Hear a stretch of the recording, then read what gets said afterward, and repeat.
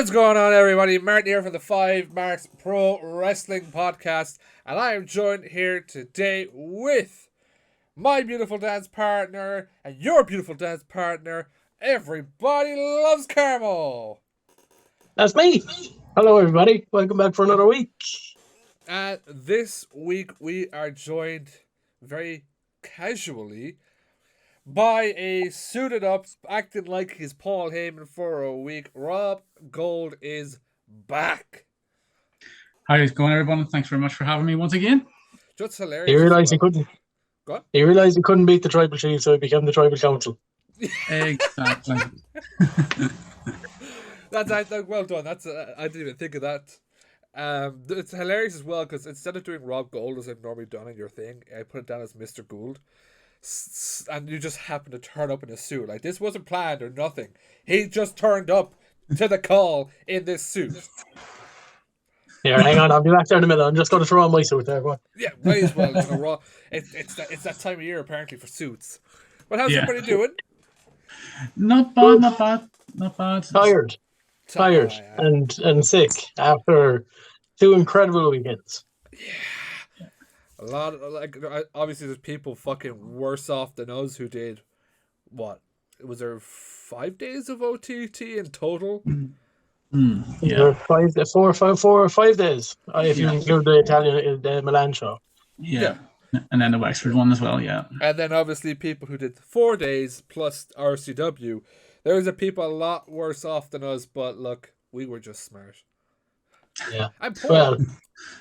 Well, yeah. So poor being the big one. Poor being the major thing right there is the reason we didn't go.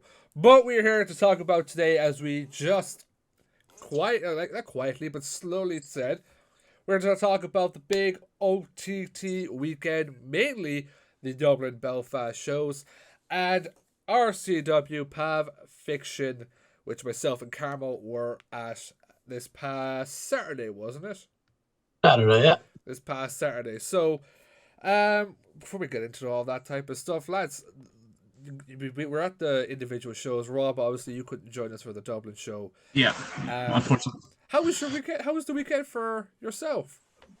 Yeah, I mean, obviously, I was really disappointed not being able to get to the show for Saturday, because obviously I had the whole hopes of, seeing Moxley and things like that, especially for the first time I've been over after 3 years of waiting for him coming over, to basically not be able to actually get to see him. So I kind of had to sell my ticket, and like I say, the rest was history. But I was able to go to the Sunday show, and the Sunday show was a really good show. Really enjoyed it, and as I say, we will be getting into that, as I say, very shortly on this episode. And Carmo, for yourself, this was a massive weekend, because at the meet and greet, he got to meet Galacini. I did. Do you know how happy and proud I was to meet Galacini? I put in my Kenta ticket and I got to meet Galacini. It was an upgrade, if you're true to and honest. It's an upgrade. Incredible. Well, whole weekend. Sorry, what? Sorry? I was going to say, how funny is the sight of Moxley and his security guard is, at one point it was Galacini. Yeah. It's just such a mixed match. It had me dying while I was in line. Yeah. Yeah, Moxley is now booked for Hard Knocks as well, so just in case anybody's wondering. He's not, by the way. He's not. Oh, there's me having my ticket already booked. He's not at all. Just to speak on the weekend before we kind of truly get into it, it was a big weekend, I felt like, for us, Martin, because I think it was the first kind of like show or event since we properly got going on the podcast. Yeah. I didn't think we were around as much as we were in Scrapper times compared to where we are now with all the interviews and episodes and stuff. In terms of people knowing us, yeah, and I don't mean wrestlers. I mean actual the people, you guys listening to us right now, Mania. The 5Marks were around, but we had no eyes on us. It was kind of after that and stuff like that we had people listening in. So yeah, it was the first time that we had a good few people coming up and be like, "Hey, how are you?" Which was really, really cool. Yeah, that was really, really cool. It was kind of surreal in a lot of ways. Kind of maybe like, oh, these people are listening to us talk once a week for 2 hours about nonsense. That's mad. I keep saying it to people, why the fuck do you listen to us talk shit about, Irish wrestling? Is it just you just come here to listen to Carmo? It's not listening to me anyway. Definitely not me. Couldn't be. But no, It's not Emma. It's not here. But like I don't know about yourself, because there was a lot of time that me and you weren't. I honest to God, I feel like for like maybe 10% of Saturday, me and you were like beside each other at some point. Like for the show and everything was like separated. I think meet and greet and then separate. For like, I think like the end of the night was like the one time we were like, "Oh hey, how are you?" I think I met you once during intermission for like 30 seconds. You were going one way, I was going the other, and then it was like, right, end of the show. Well, no, it was like it was cool for me to say hello to a load of people. Ended up meeting there's an Irish TikToker called Lana Banana. Ended up meeting her for like probably 30 seconds, because if you were in Dublin and you more of the intermission side of things went to go buy merch, you were in that fucking hellhole, because it was just shoving and pushing and everything. Like when I think I was trying to go say hello to Sem, and I just happened to bump into Lana, and we're getting pushed around the place. I was just like, "Here, look, I'm gonna go. I'm not getting fucking pushed around and all that type of shit. There's too many people here." So we both ended up fucking walking back. It's just way too much. But it was so cool to get to fucking meet so many people. Yeah, really, really good. In fairness, kind of a great experience, like. But enough about us, inflating our egos and stuff like that. Yeah, only a small bit. Only a small bit. You know what? Just because if you meet us on a show anymore, just because if you meet us on a show anymore, inflate it even more, please. Bring it in. Like my sister just walked in the door with this. Right, this is for Hard Knocks, and it just happened to be recording. But honest to God, this is such an upgrade from that last sign that we brought to Hard Knocks. Gosh. Like seriously, what an upgrade! Look out for that at Hard Knocks. Yeah, it'd be nice. Just hang over the banner. It'd be sweet.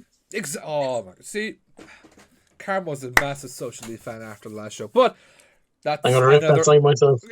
That's another episode that we've already done. We did do a Hard Knocks one, didn't we? We did. Hopefully, did we? I don't know. Anyways, I don't think we did. Do a Carmo, distract the crowd, talk to the fans while I just double check, because we might have to insert that in here. I don't think we did. No, we did. I think it's dead. No, I think it's dead. I don't know. You can also hear how long it either has been since we've last on the podcast, or how tired we are since we've last on the podcast, that we do not remember whether we have done a podcast or not. Carmo's been working, and I've been doing a lot of editing. It's not a good thing for Elijah. We did do it. We did. We did. Hard Knock Celebration. Episode 76. Yeah. We're good. Okay. Leonard's not going to hit us with a barbed wire bat. We're good. Yeah. We're in the clear. But look out for that at the next Hard Knock show. I'll be that 5-year-old in the crowd again with a sign. When he said that, I was fucking like, oh, no, that was me. But let's talk about the first show that we're here to talk about, which being the Dublin OTT 9th year anniversary. Carmo, you were kind of a few seats ahead of me. For you, how was the show? Before we go into the matches, how was the show? You know what? It was this weird feeling of I can split the show into like the first half of the show, second half of the show. Yeah.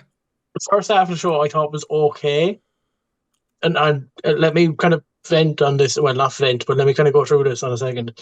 First half of the show I thought was okay. Second half of the show I thought was brilliant. And I think that was majorly because of Jay getting his match and then the main event with BQ. Now, after the show, when people were coming up and they were like, oh, what do you think of the show and stuff like that? And I was going through it match by match by match. And I was like, oh, first match was actually really, really good. Second match, really, really good. Everything was really, really good. So I looked at it after the show. Brilliant. All around great show. But it was just, I don't know, while watching it, I just wasn't as into the first half for some reason. But that was just me personally. But second half, I thoroughly enjoyed the second half. But the whole show itself was actually really, really good. I get that completely. I'm kind of in the same boat. Like, look, I've said to a lot of people, like, the show was kind of. There was a load of shit before the show that I'm not getting into on the podcast that fucking kind of brought the show down for me. I was there, but I wasn't there. And I thought the first half of the show, as you said, it was good. It was all right. Like the matches were not terrible. And then the last two matches were like brilliant. The crowd were alive and everything. One thing I saw on the TikTok was I felt the crowd were very. The first half of the show weren't there. They like there was noise, but not enough of it, in my opinion. Like you would normally see when you go to a Scrapper show or a Complex show. You know, there wasn't that noise there. Yeah. I thought kicking off the show, like when Jamie Coleman, Jay Money, and Dennis and Foxy come out and they do their bit at the start and introduce everybody, get the show going. Sorry, I'm losing my breath here as I'm talking, just because I'm a bit sick. But I thought at that part the crowd were actually pretty lively, pretty loud. But then after that, it kind of just seemed to kind of dwindle off. So that kind of way, it was as if everyone's attention was kind of focused elsewhere. Do you know that kind of way? I think it's weird to say, like it's weird.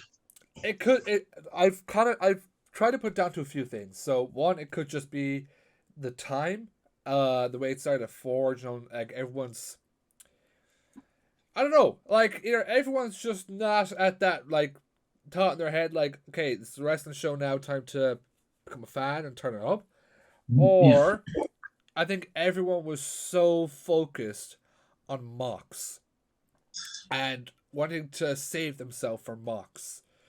Because like you saw, like as soon as he came out, like fucking the ovation. So it could be that, it could be a lot of things, but I felt there was a disconnect that night with the crowd. But we'll get into the matches straight off the bat. I'm just gonna take the first match because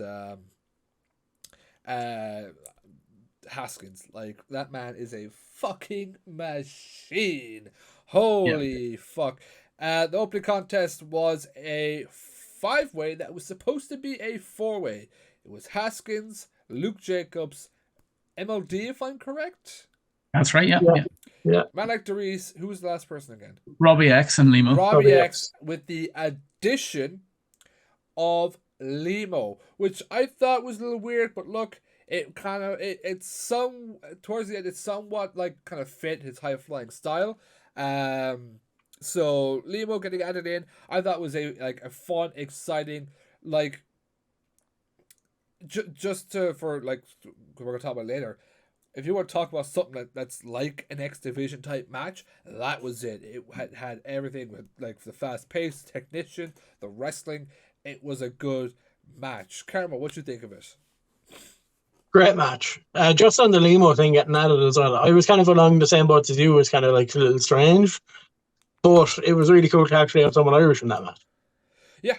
Trying to kind of add that extra bit of element from our own home country into our own home promotion as well. Like, I know OTT is basically like Irish UK now at this stage and whatever else, like, but to add that Irish wrestling in, I thought was really good.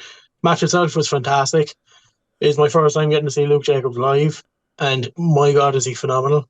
He's so good. So good. Man like Darius, Robbie X, you could talk to the cows come home about either of them. Haskins, incredible. I even think Limo had a great showing in that match. Yeah, good showing. Fantastic showing in that match. Really good. Rob, have you watched that match on demand? I have indeed, yeah. As I agree with both of you guys with that match. As I say, it was absolutely incredible from start to finish. Like you couldn't take your eyes off it. If you took your eyes off it, you'd miss it. You know, it was just that fast pace, and everyone was at each other type of thing with it, and it was just like, you know, you didn't really care who would win because the fans won in that match, in my mind. Yeah, 100%. The fans won that night with that match.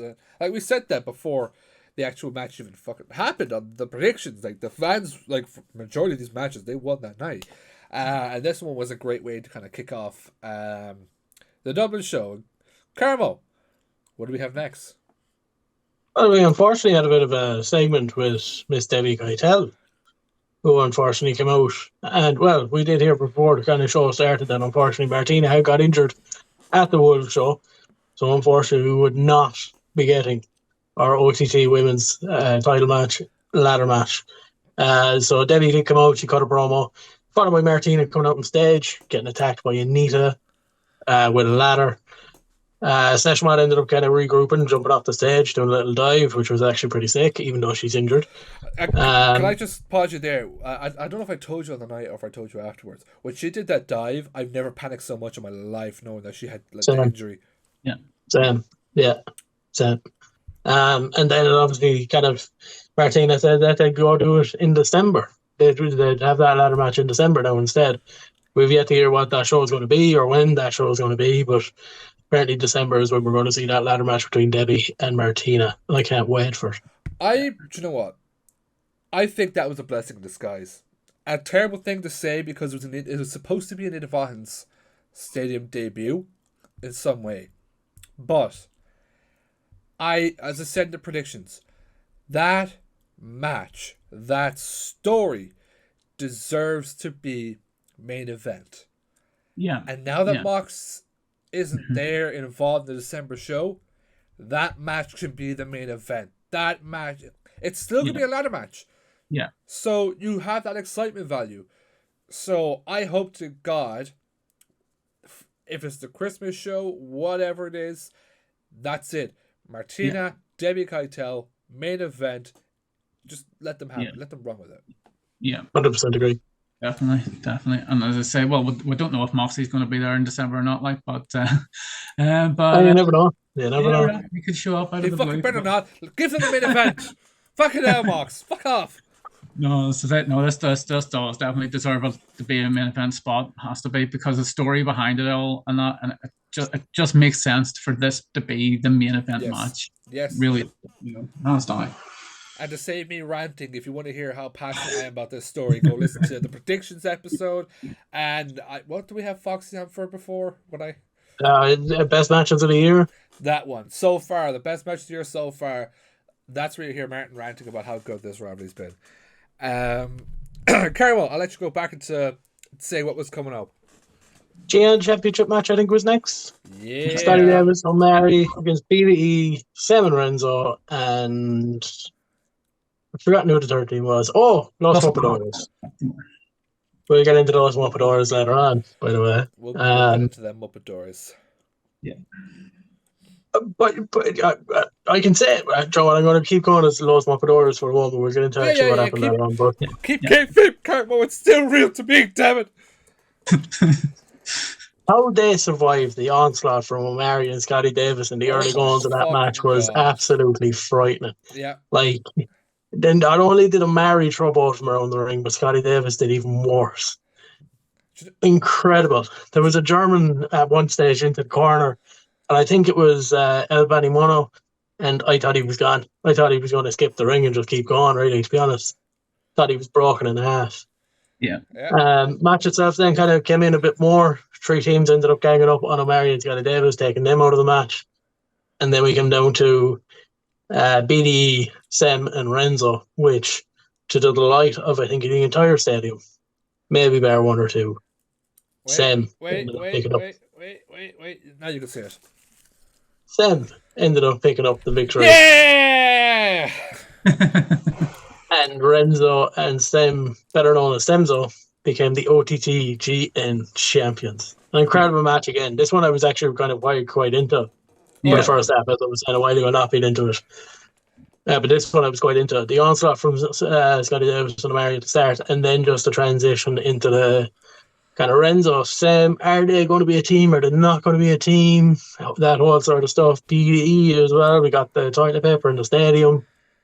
There was a couple of cool things, really, really cool things about that match. But delighted for them as well to pick up. How funny was BDE's entrance as well, to take that like old piracy fucking thing and turn it into a throw toilet paper.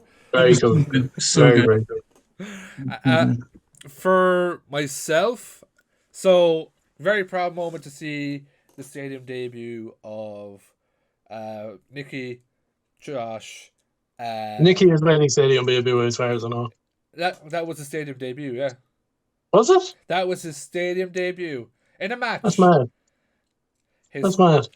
How long he's been around, he's never had a match in the stadium. And then obviously what we thought, we'll get into it. Right now it was the stadium debut of Los Mopadores. It was such a like Carmo. I was very much worried into that match, paying attention to it. Um, El Bani Mono, how the hell he didn't die, as Carmo said to Omari and Scotty Davis. Like, he was flung around the place. It was a gator roll. He got many gator rolls. Like, oh my god, it was absolutely unbelievable. But just, I think that the cherry on top of the whole thing was the very end, which I know I did this already, but here on the 5Marks, Sam and Renzo, cheers for shooting me in the chest with some confetti. Very much appreciated that. But I predicted that Semzo would win, but I don't think I truly believed they would win. I feel like I predicted it more on I want Sem to have his moment. So when the 3 count happened, I'll never forget. Like, it was 1, 2, 3, and like it was like instant moment of realization and just getting up and going, no, because what? Not 2 weeks previous, we saw Big Boots Murphy finally get himself a championship belt. And then we get Sem to win the GN title with Renzo. It was, oh my god, I'm so fucking happy for the guys and what they're doing now. I think as well, and pardon the phrase, I think it was bittersweet as well that Sam got to take it off of Josh. So that kind of way, kind of keep it within that circle as well. As I said, bittersweet, burn the bun, and whatever else. But I think it was kind of cool that that happened as well. Yeah, 100%. So to definitely see Josh, Sam, Boots, Kian Noonan, guys who kind of like, when we first started, were the next, like the rising stars, the guys come up to now coming up, and like what, 3 of them have won titles, is just so fucking cool to see that we got to see where they started to when they got the title belts. Yeah, incredible. Yeah, so proud of them, so proud of them all. Mr. Gold, thoughts on the match? Yeah, so thoughts on the match. As I say, watch this match back, and as I say, the entrances I actually thought were really, really cool as well. Seb's entrance. It was really, really cool. As I say, if people haven't checked that out, check that out. It's really good entrance. The match itself, as I say, I honestly believed that Semzo would win this. More so for the fact that, like, to have the Sem have his moment in the sun, and it's like, as we've said before, it's fully deserved. He's deserved this moment, and so is Renzo as well. He is a phenomenal performer as well, which sometimes we don't want to admit to, but sometimes we just have to admit how good they both are together, and the fact that they actually can work together proves how good they can be.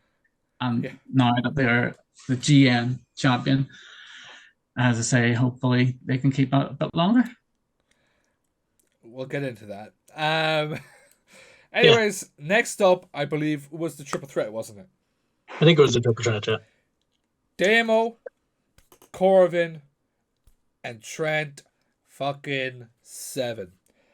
This was big men slapping big me. Like, Big E would have been proud of that match. Obviously, we had a bit of a hiccup with the power going off, which I honestly thought that might be something happening, but I was disappointed for about 5 seconds. Before we get into the match, I want to talk about that beautiful moment of the phones going up and the tribute to Bray Wyatt, which was unplanned, completely unplanned, and for Trent to just, like, he gave it that moment. He didn't continue the match. He stopped. He looked around. He let the fans have that moment. The one thing Tony Khan didn't do at AEW. Yeah. Got to get my dig in there, Carmo. You have to get it done. What do you think of the match, Carmo? I went off. I heard this little kind of like switch, and I was like, "Oh, we're after having a power cut." I kind of realized it straight away. I was like, "Oh crap! So what's going to happen here?" Like, but just for everybody to have the same idea of phones up, and then obviously someone started the song. He's got the whole world in his hands, and then for it to reverberate around the entire stadium, And there was even a time when, before the lights even came back on, the lads restarted the match. Everyone still had the phones up. Everyone was still singing, and the match was just happening in the background. It was beautiful. Really, really cool moment. Really, really cool moment. So obviously, then with the match, what like this part I want to talk about, because I was like, oh, maybe there's a chance later on, when Trent at the very beginning got like thrown into the post, and he came right back up, and you start to see that blood coming on the face. Because for like, if you're living under a rock, it was a 4 p.m. show, which meant it was an all ages show, which technically makes it a PG show. So to see Trent bleeding, because my biggest thing was Mox, like there has to be blood during the Mox match, has to be blood, has to be some sort of hardcore match. When I saw Trent bleeding, I went, so you're telling me there is a chance? I thought the three lads went out there and put on an absolute fucking stellar match. Damo continues to fucking surprise me with how much he can fucking do in terms of like off the top rope and shit like that. The best part of the night by far was seeing Damo get thrown into the fans and nearly squishing Jerry from the IWE. It was such a funny sight to see him try and fucking jump out of the way. It was my like Terry Thatcher moment. So that was hilarious. As we said, the power ended up going out. Match resumes, and not to give away any spoilers on the match, but it went exactly how I thought it was going to go to lead into Milan. I don't think anybody thought anything was going to change. I think we all knew who was going to walk out with that title on that night. You know, that kind of way. I don't think anything was going to like change or kind of be spoiled or be any different for us. Not at all. Like, but you do look at those three guys, and as you said, they just get better and better and better. Yeah. Like we haven't seen Trent in OTT in quite a while. Damo we get kind of every now and again, and then Corvin hasn't really had a match in quite a while. So that kind of way, I think he's had the match at that show they did in Finglas, I think it was, and that wasn't even recorded. He did. I think that was one of the last matches he had. And by God, has he become a heavyweight between then and now? He is absolutely jacked to the nines. He's such a monster at the moment. I can't wait to see what he does in the next 6 to 12 months on the way up to the Scrapper and the anniversary show again. But yeah, really, really good match. I was actually surprised by the match. It's something that we've kind of seen, a mixture of all three of them kind of in the ring together for a while now, over the last kind of year or so. So it wasn't something I was really looking forward to, but they actually really did put it out of the bag. And I think even the lights going off kind of helped that match as well. It was kind of like, oh, this is exciting, what's going on here? And then the fact that there was no lights, everyone had phones up, and they still kept the fight was even cooler as well. But yeah, really, really good match. Yeah. I thought it was a very, very good match, and as I say, very, very impressed with Corbin in that match as well. Not just because he's obviously with him being from Belfast as well, like, but as I say, I thought he put on a very, very stellar performance in that. And as Carmo said, like I think you know he's building himself up very, very well, and it's an exciting time for him. Within the next sort of 6 to 12 months to see where he actually goes. And that, does he go for the OTT championship? Who knows? But I would imagine that will be his target for the next sort of 6 to 12 months at least. But the match itself, I thought, and the fact and the moment that the fans had with, as I say, with the lights going off and having the whole world in his hands, singing around the stadium as well, I thought that was a really, really touching moment, and it was so nice to see that moment being replayed back again type thing, and just having that there. It was just poetry in motion. And then we lead ourselves into the first of what now became 3 massive matches. And while I get my draw armband on here for this, Carmo, what was up next? We did have our tag team match where we had the return of the grizzled young veterans against the draw in Sammy D and Charlie Sterling. While everyone was disappointed that we didn't get our Sammy D Charlie Sterling match at Dublin, this made perfect sense for me to do this tag match. Perfect sense. I remember when we did our episode here about the preview for the show. Yeah. And I asked people, about the grizzled young vets, and obviously Zach Gibson never was really a major person in OTT. Like he was, but he was never over. He was quite hated in OTT. And I think I asked Foxy, And he goes, Foxy, do you think he'll get the same reaction as he always did, or do you think he'll get cheered? And Foxy said he'll get cheered. And my God, did he get booed out of the building. Yeah. That was the closest thing I'll ever hear to Dom Heat. It was so bad that you couldn't hear him talk. I watched back before we came on here the actual like entrance for the Grizzly Young Veterans, and I thought maybe it might just have been us in the arena. No, even on the VOD, you can't hear Gibson talk. Yeah. There was that much booing going on. Yeah, incredible. And then, of course, we had the entrance of the draw themselves, Sammy D and Charlie Sterling, to a massive, massive pop. Yeah. And the match obviously kicked on from there. We did see that bit of a thing kind of between Charlie Sterling and Zach Gibson. James Drake wasn't really in it. Charlie didn't give a damn about James Drake. He just kept telling him to F off and whatever else. But to see that kind of thing between Charlie stuck in the middle between Sammy and Zach Gibson was really, really interesting, really, really cool. And then obviously towards the end of the match, did seem to link up with the two boys, had the scarf over the head, was going 3-on-1 against Sammy, and then dropped the Grizzly Young Veterans and stayed along with Sammy. Incredible, incredible match. And I think fair enough, the lead up into the match at Belfast, which we'll obviously get into in a couple of minutes, kind of ruined the moment that maybe would have happened at Dublin and whatever else. But I think the match itself was perfect for what it was. Absolutely brilliant. And I personally think it made more sense than doing the title match. Yeah. Mr. Gold? Yep. As I say, watched it. Obviously, it wasn't there for it, but I watched it back, and I thought the match itself. It's good to see the Grizzly Young Veterans back on the shores of Ireland and back on OTT and back on the independent scene as a whole. And for the fact that it was their second, I think, match over the course of the weekend, because obviously they were Wolves, but the match itself I thought was really good match, really good storytelling, especially with leading into, as I say, we talked about the Sunday match between Charlie Sterling and Sammy D. I thought was really great lead into that.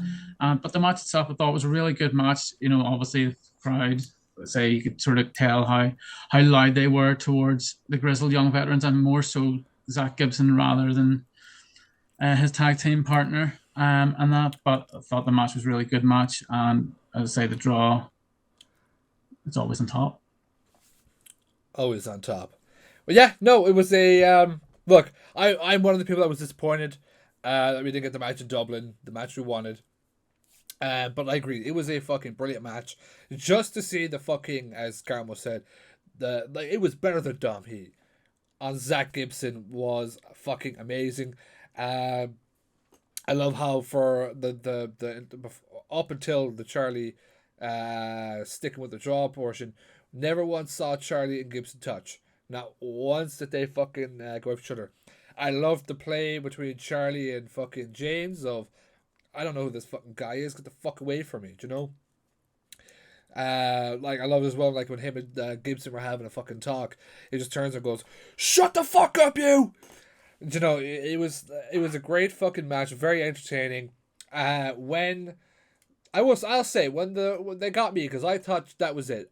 I thought, okay, they're doing this before any sort of cash in where Charlie's actually going to join them. And then I was rightly caught off when the scarf pull came in and Charlie just, you know, showed, as we've been looking for this whole time, where his loyalty lies. His loyalty is no longer with Zach Gibson, with the former Rapture.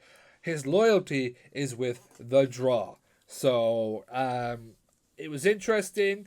Again, look, I do wish we got the match. Maybe we could have done a bit of double duty that night. But we still got a fucking really entertaining match out of that. Yeah, loved it. I'll agree. So, then we hit our intermission where everyone gets to go off and do all their fun little things, buying merch and stuff like that.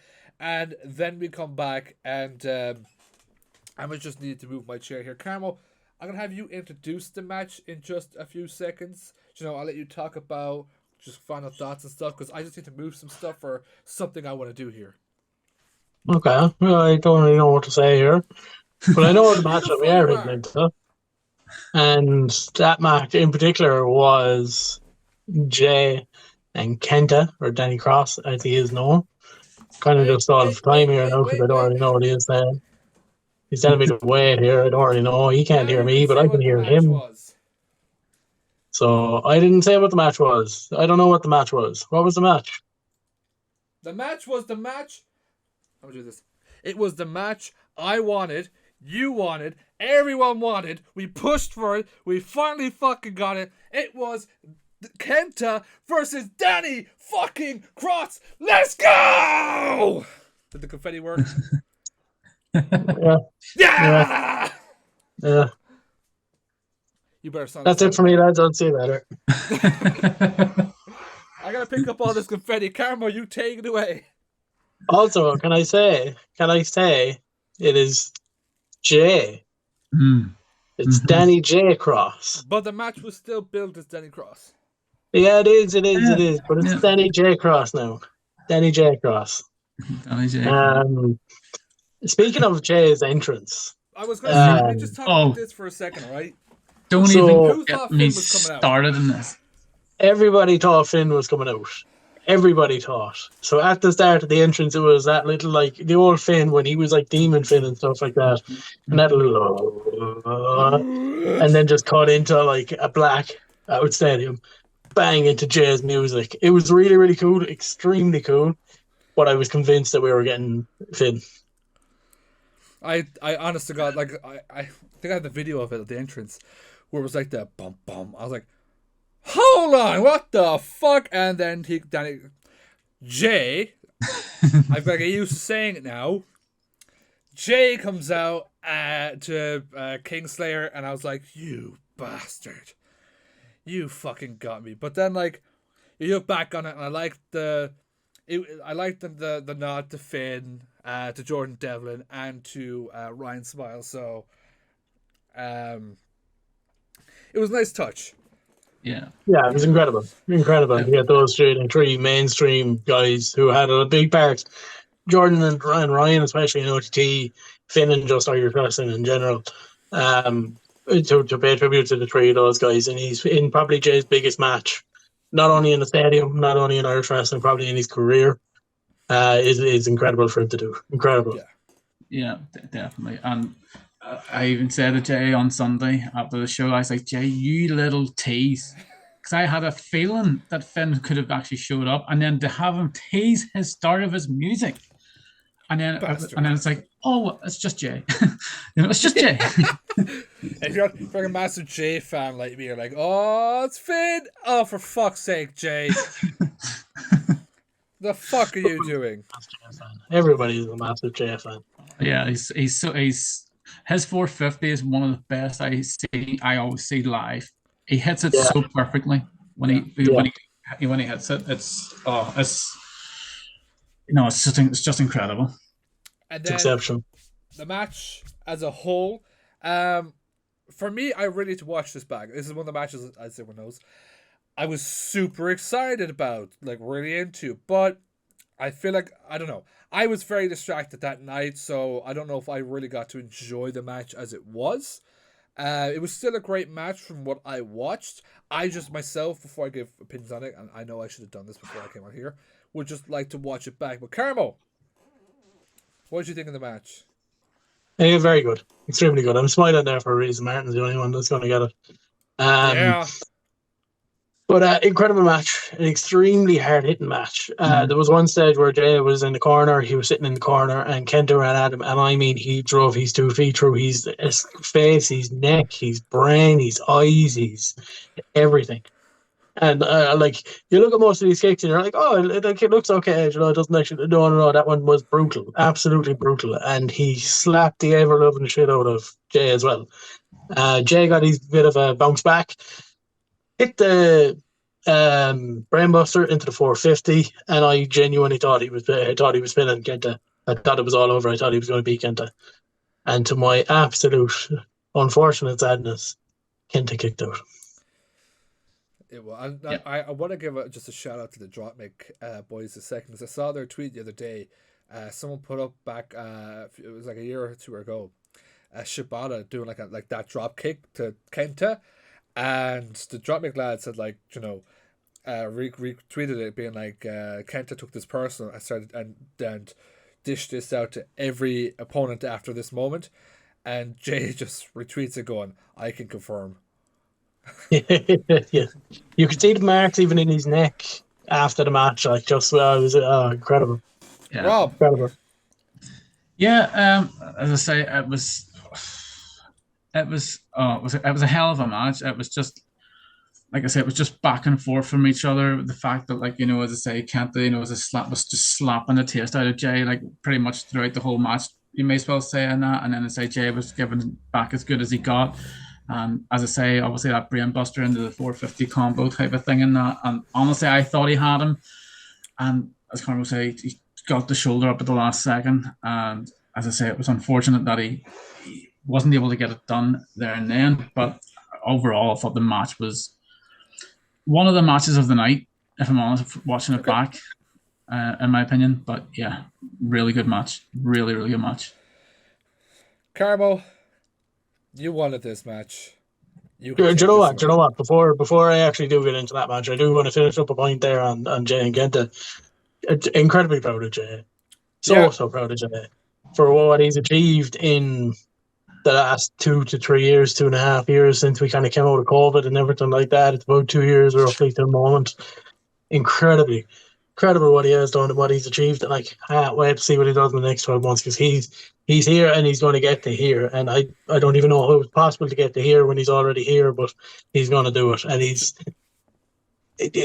I'd even say Sam should watch out, because I'd say there could be a world title in Jay's future in the next 12 months. There's a hole left. There's an opportunity opened with LJ now kind of stepping away from the Irish scene.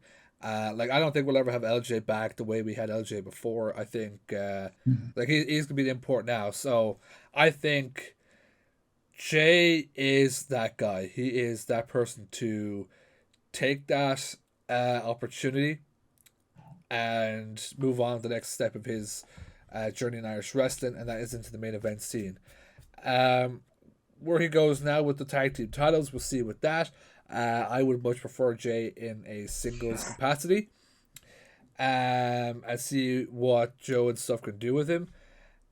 But I do feel like he's that guy to take that spot, to run with that spot, and someone who for the next, if we're lucky, 3-4 years, to be the top of Irish wrestling. Yeah, hands down, because I think, and he deserves that as well, because of how well he's been doing, and the fact that he's been trusted with the likes of Kenta and things like that as well too, and having that trust from him, and then having the respect of Kenta after the match as well. You can see how much it means to Jay, how much it means to him, how much it means to the fans, that he's trusted. He's one of the top guys now on the OTT roster, and there's so much more in his locker, and perfect for to come. I just want Jay to become like a massive star, so I can get him to sign that ring-worn shirt, and I could just put it up in the background and be like, oh yeah, I knew that guy before he was big. Of course he did. We interviewed him. Well, you have. I'm yet to do it. At a show. We've done it here, but you've done it everywhere else. Yeah, I get the best out of Jay to see, so it's okay. Like, that's why it's okay. You get abused. I do. Of course I do. But Carmo, this was the match that you wanted. Take it away. Do you know what? If you hear me talking about this match, and which we obviously will now, because I am going to talk about it. What a crazy statement to say. You won't actually hear me talk much about Jon Moxley. It'll only be of Be Cool. Because I think if you take the match itself, the way that Be Cool was still able to produce that comedy moments throughout the entire match, even though, like, obviously Mox is very much a serious wrestler, very much a hardcore wrestler, for Be Cool to still bring out those comedy spots throughout the entire match, from beginning to end, even when the match was over, and he was bloody and beaten and torn apart. Incredible. Absolutely incredible performance. And my God, did he get beaten? Yeah. He got beaten. I did not expect to see what I saw in that match. I'm not going to actually say too much about it, because I do want people to go and watch it, because it is incredible. Mm-hmm. You'll never look at Be Cool the same way again. Phenomenal. Absolutely phenomenal. And I think there was this thing in Irish wrestling where everyone had that respect for Be Cool, and everyone knew what Be Cool was. And I think people know how good Be Cool is. even though I don't think we've ever fully seen it. Yeah. But I think the amount of respect that will be put on Be Cool's name coming out of that match is incredible. Oh, Is yeah. absolutely incredible. He's Yeah. got himself over so much. I'm so glad he came back. Whether that was his decision, someone else's decision, I don't know. Whether he was actually fully just trying to leave or whether it was just kind of like, I'm taking a break, here's how I'm going to do it. I don't know.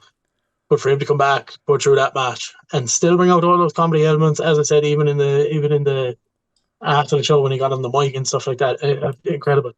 Massive respect to Be Cool. Incredible match. You guys have heard of Angry Miz Girl? This is Happy Be Cool Boy. Yeah, pretty much. Yeah, I mean, for Be Cool, obviously, some people were sort of confused about why Be Cool got this match, but honestly, on the actual showing of the match, you can understand why.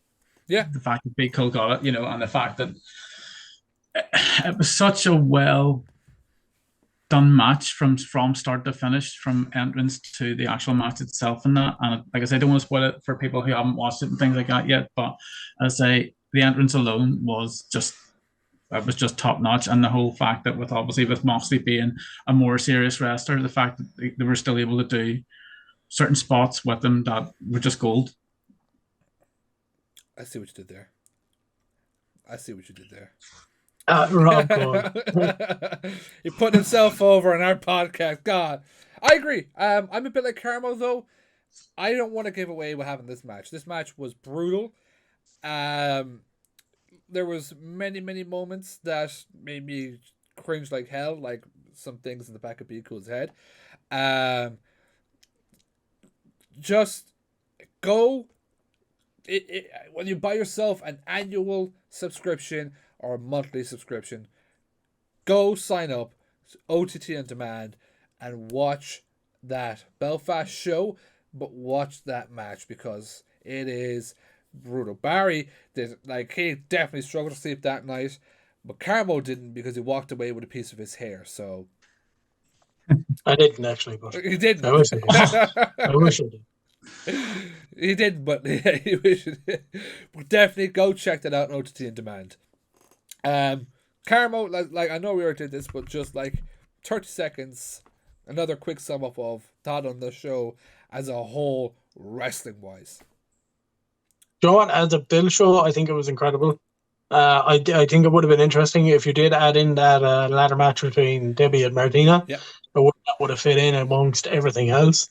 But I think the show just went from strength to strength to strength. It just seemingly got better and better and better and better and better. And that's very hard to do when you put on like a fatal five with those kind of five guys that you do at the start. So even finishing up with the last two matches, which are already going to be belters. For me, I think the biggest thing that I took out of it was the Grizzled Young Vets. The performance that they put on and just the reaction that they got was just so incredible that it's you have to go and watch it. And then of course Jay and Kenta as well. So proud of Jay. I could never speak how proud of Jay I am. But incredible match, and then Be Cool, of course, just phenomenal. Yeah. Mr. Cole, watching it back, what you think? Yeah, watching it back again, I say I really thought the show from start to finish, obviously, like the Bill show, and obviously with not having the ladder match, kind of probably disrupted things a wee bit. And I think that's possibly what drew some of the crowd maybe away from the show as well from the start, with having that kind of announced. But I thought the show from that moment, from the Fatal 5-Way match right up until the last match, was really good, really good. Definitely for those who haven't already watched it, go check it on VOD OTT on demand. You'll not want to miss it. 100%. I agree with everything you guys have said. For me, it wasn't the best show to me they ever put on. It wasn't the worst show they ever put on. It was like right there in the middle. Like, I was satisfied that I watched the wrestling show. I do need to watch it back completely. Like, not completely, but like the few parts I want to see back again. But I do recommend that main event. People watch it back. Look, I went into that thinking Be Cool was the wrong person in that match. I don't want a comedy match. I want a brutal match, and I want someone who's going to deliver that. And he delivered it. He absolutely delivered it. So go check out that show. But we go from one show to another, and this is where Mr. Gold, this is where the suit comes in handy. He was there I think pretty much in that suit as well. Pretty much, yeah, pretty much. He gets to take over and tell us what matches happened on the Belfast show. So for the Belfast show, so the lineup for the Belfast show started off with, surprisingly, because it wasn't announced, it was the OTT Tag Team Championships between Jay and Be Cool defending against BDE, which I thought was a really good match as well. And I said we'll get into that as well very shortly. Then we had also Renzo taking on Man Like the Reese with obviously with the Sin. Then we also had then the tag team match, which was the hair versus mask match, which also got turned into the winners of the match got the OTT performance contract. We'll just skip that match. We don't want to talk about that match. We'll just skip that. Look, Carmo. The people listening, they want us to talk about this. As much as it angers us and it disappoints us that we were made Muppets of, people want us to talk about that. So yeah, so that match was the Saviors of Destiny against Los Muppetores. Then we went into a singles match between Limo and Alex Grayson, and then followed that up with the tag team match of Trent Seven and Kenta, or as I say, Trenta, as people were calling them over the weekend, and that, or Kent Seven, either one, against Scotty Davis and Omari. And then you had Kane Noonan against Rocky X, again, which was a really, really good match, followed then by the single match between Big Demo and Corbin.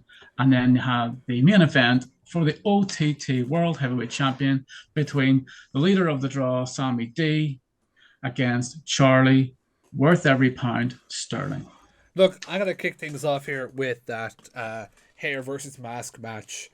It was a good match. Ty Claude, as always, doing his thing, running his mouth, and, Ty doesn't lie and all that shit. But, Carmo, I feel like you have to be the person to talk about this. You know what? Match itself was actually quite good. It was very kind of 50-50. It could have gone either way for a long stretch. Very, very 50-50. But we kind of have to give away the spoiler of the results here to kind of tell about most of the match. But Saviors of Destiny did pick up the victory, which meant they didn't have to lose their hair, which meant that the Los Muppetores had to take off their mask. But as Rob mentioned there a while ago, there was the introduction of winner gets an OTT contract. Now, that contract did not read Saviors of Destiny. It also did not read Los Muppetores, but it did in fact reveal who was under those masks: Fabio and Martin Steers. The freshness. What? How shocked were the two of you to hear that Fabio and Martin Steers were under those masks? We saw them in the same fucking match. The Los Muppetores and the Freshness were in the same match at WrestleRama. Like, yeah. How are they in two places that I am baffled. I am shocked. I feel betrayed. I wish someone would have told us the whole time that it was them under the mask. Just anybody, just one person. You could be someone who maybe just came into OTT and got really friendly with their boss or something and just decided that, hey, did you know that these guys are under the mask? But no one did that. Not one person decided to tell us ever that was Fabio and Martin Steers. We might have believed them. Like, because it's like they wore the same gear. We've talked about these guys. I talked about these guys. I talked to them before the show.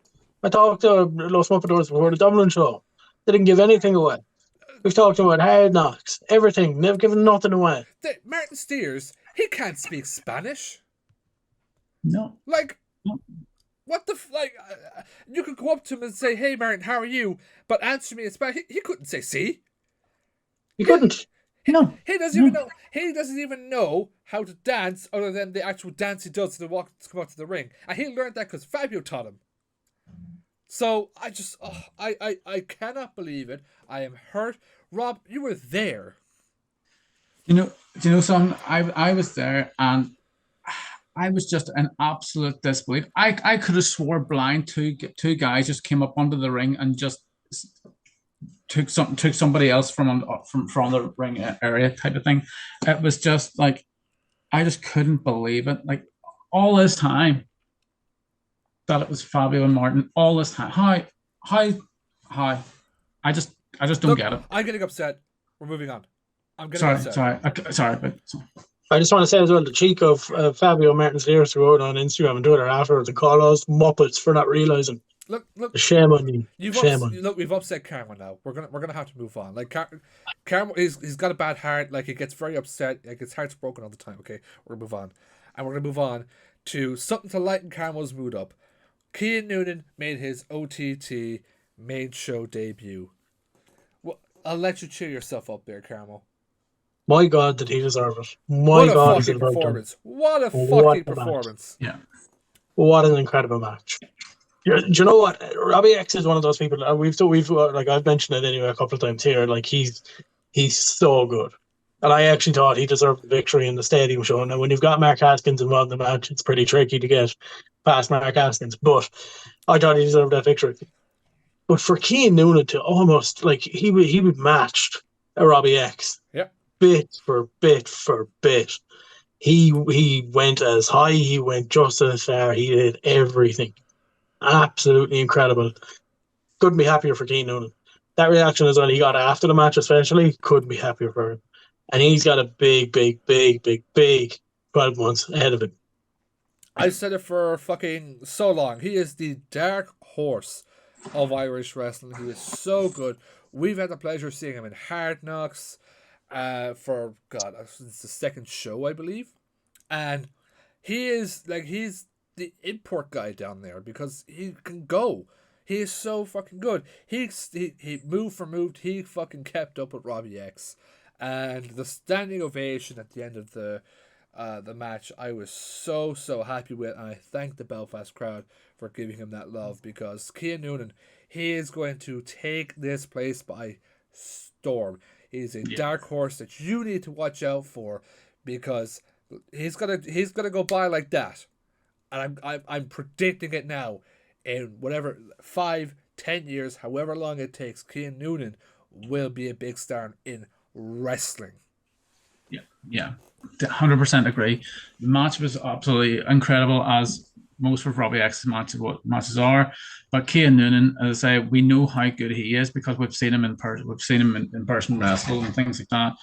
And the fact that seeing him again, he just improves every match he has. And obviously there's been matches there he's had where he's lost and where he's been unlucky and things like that.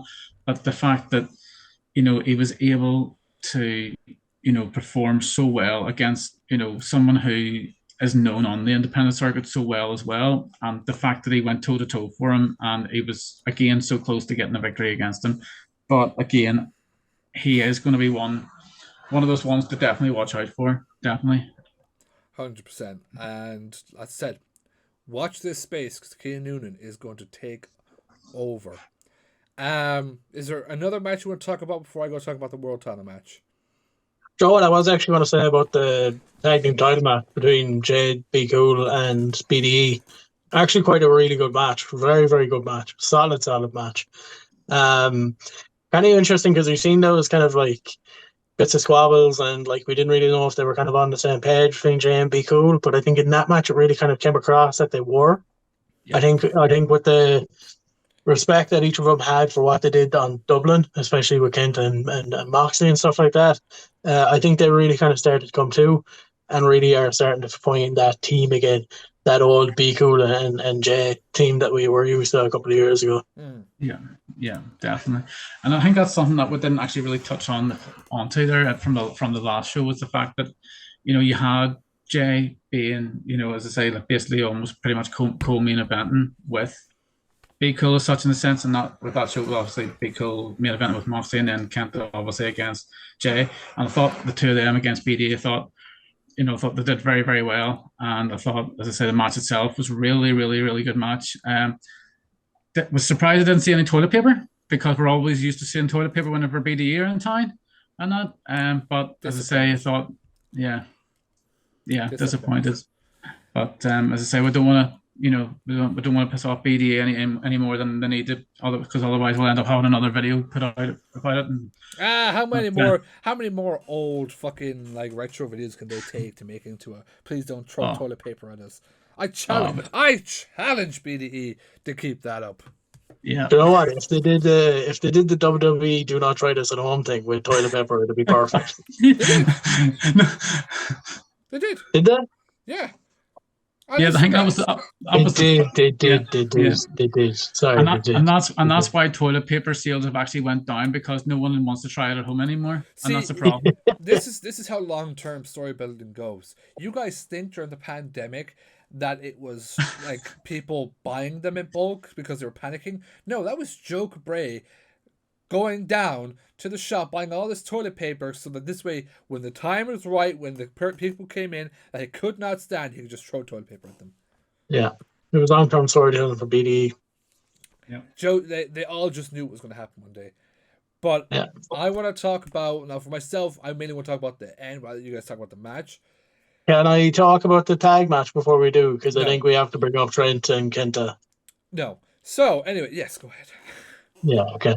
Trent and Kenta, you have to bring it up against Scotty Davis and Amari. An extremely hard-hitting match. And we talked about, I'm going to make this kind of brief enough, but we talked about in the GN title match from Dublin about how hard-hitting Scotty Davis and Amari is. Trent killed the both of them. Some of the slaps that he laid in on Scotty Davis were absolutely insane.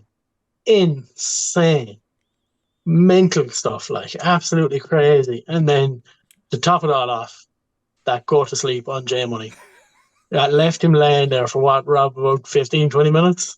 To be fair, I think he's still there at the Europa Hotel at the minute. I don't think he's left. And that's why they've had to put me in a suit, just to make sure that just to make sure, like, here, can you be ready in this suit? Might need you for your funeral next week.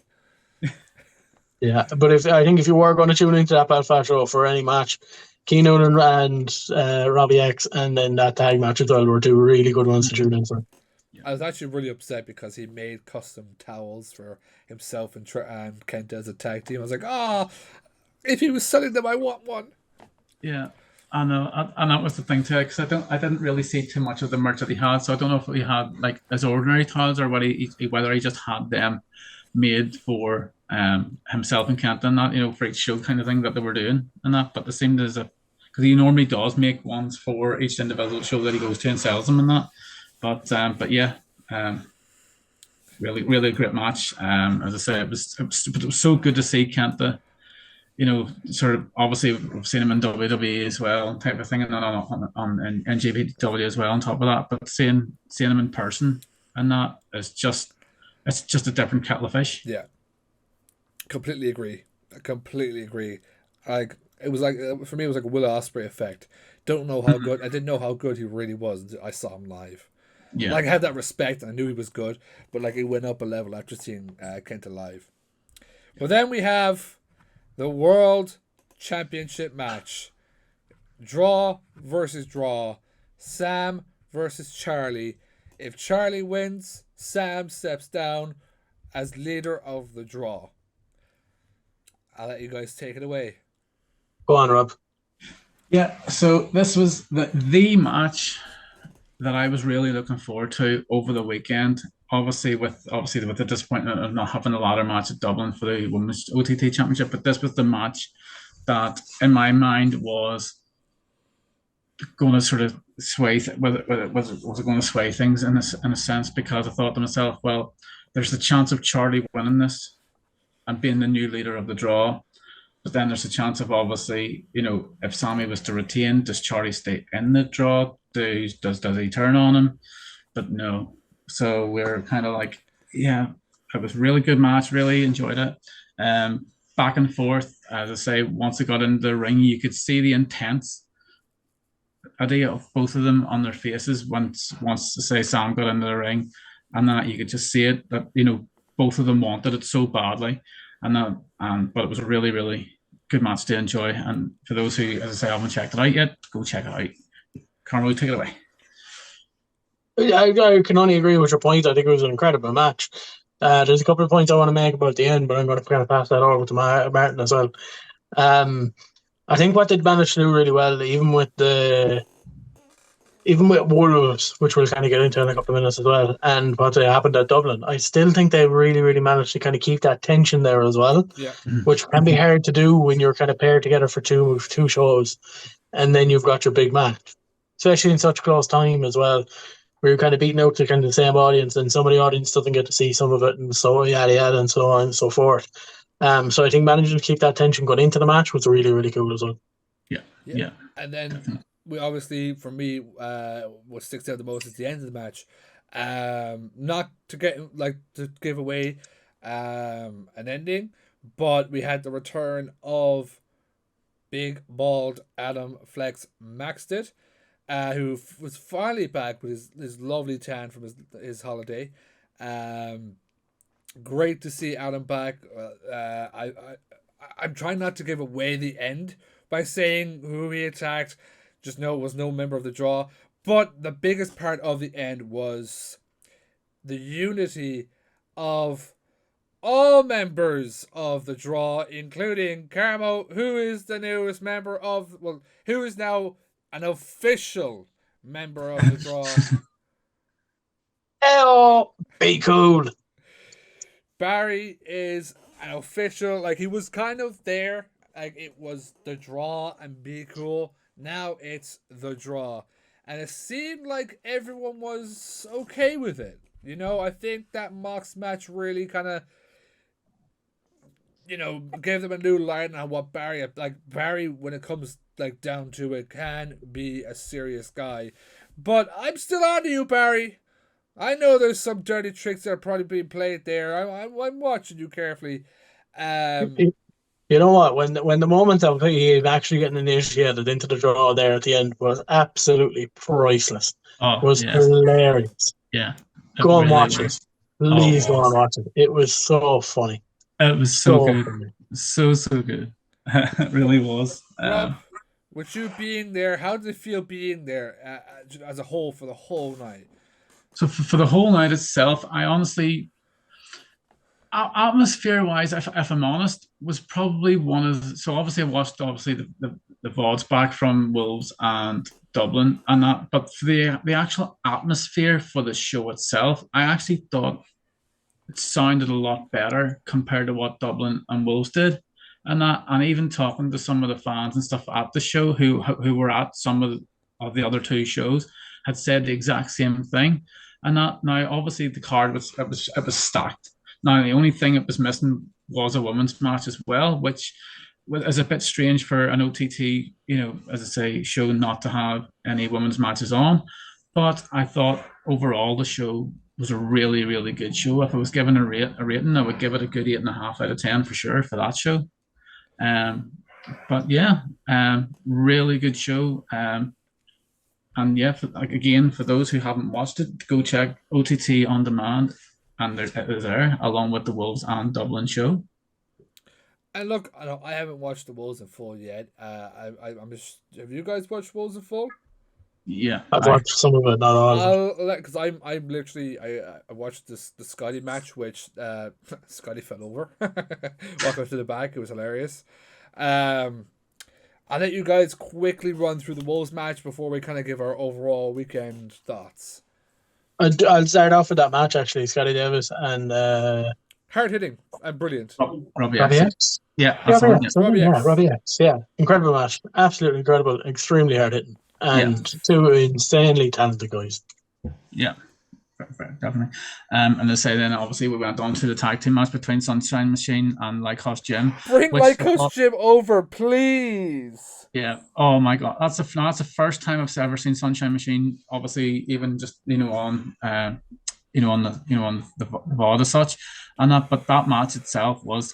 I said it even before in the predictions episode type of thing that this could have been one of the matches of the weekend, and it definitely lived up to its bill. Very hard hitting, very fast paced as well, and it was just it was just an incredible match to witness and to watch. What was after that match? Anyone have the card? Charlie Sterling against Big Damon. You know what? If you want to see two of the best wrestlers in Europe and the old version of Sammy D, that's the match for you. What do you mean old version? Sam wasn't out there. Sonny So- T was out there.